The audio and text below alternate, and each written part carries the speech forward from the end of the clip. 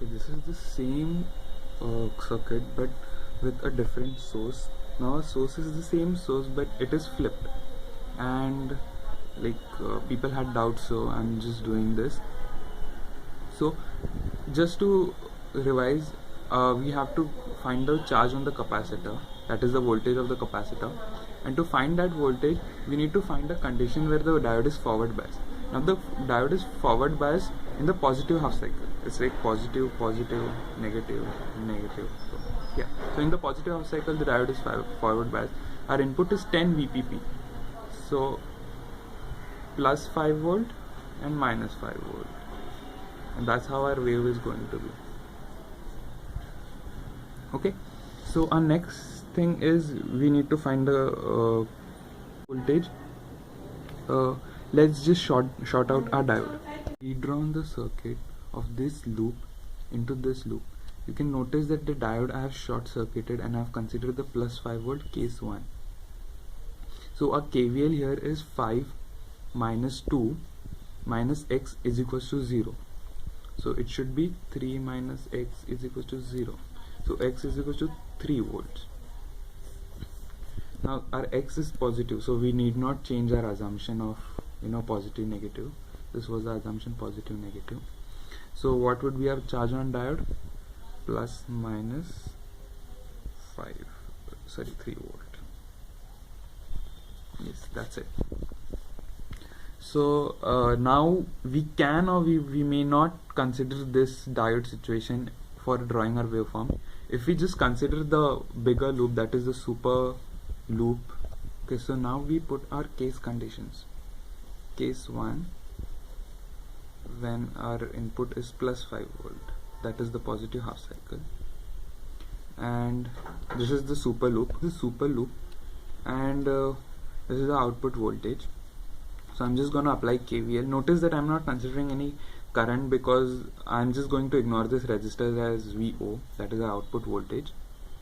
So it would be case 1 plus 5 volt, condition is plus 5 volt, so it's 5, that is plus minus 5 minus 3, this is plus minus, so minus VO is equals to 0. Notice that VO is plus minus around across 10k because that's how we are going to measure it. So it would be 2 minus VO is equals to 0. VO is equals to 2. So we got our first condition. Now case 2, when our source is minus 5 volt, it will be the same KVL with minus 5 minus 3 minus VO is equals to 0. Therefore VO is equals to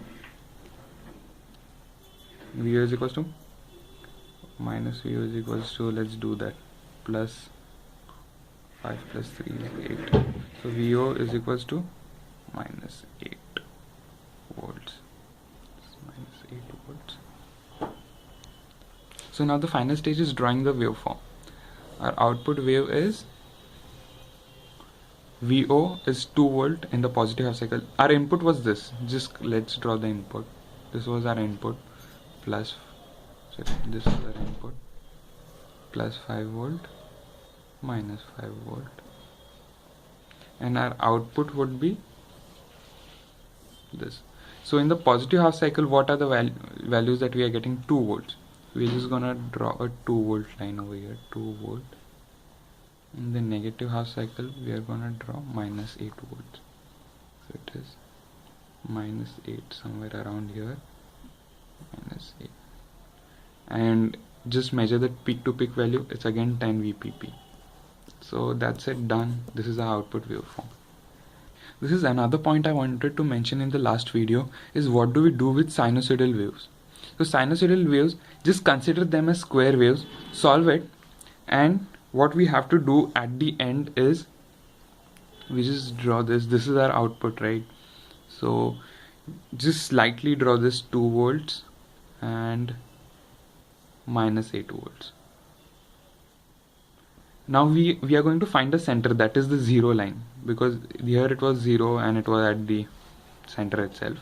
So here the center would be at -3 volt. So this is our 0 line that was shifted down. Now this is a square, this is the wave that will be obtained if our input was a square wave, but our input is a sinusoidal wave. So what we do is just stretch it like this and this and this. Notice like you have to keep it in line, but I have not kept it. But this is how you do it. You just convert the square into a sinusoidal.